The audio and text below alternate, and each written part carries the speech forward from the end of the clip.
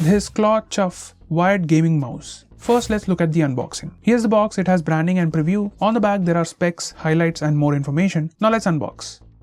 There is warranty card and the mouse itself, and this is how the mouse looks like. Now let's have physical overview. First, you notice the rubber grip on the top side along with the buttons and logo. There is Type A USB wire on this wired mouse. On the right, this mouse is plain with some design. On the left, there are two buttons and the same design as the other side. On the back, there is branding and more information and the sensor. Now these are the specs.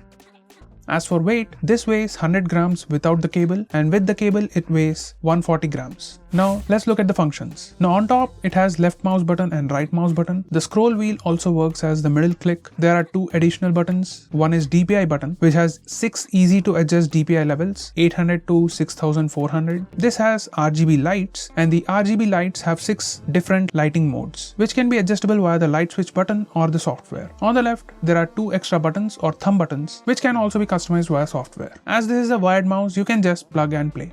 Now let's look at the review. This is an ergonomic mouse with rubberized matte finish on top. Feels very nice to hold, and it is pretty light in weight as well. It is wired, so it is pretty easy to plug and play, and the wire is 1.8 meters long, so pretty sufficient for most people. You can use the software to tweak its settings, from reprogramming the buttons to changing the colors on the mouse. So overall, if you are looking for a good quality wired RGB mouse with reprogrammable buttons at a low price of $599, then this mouse is for you.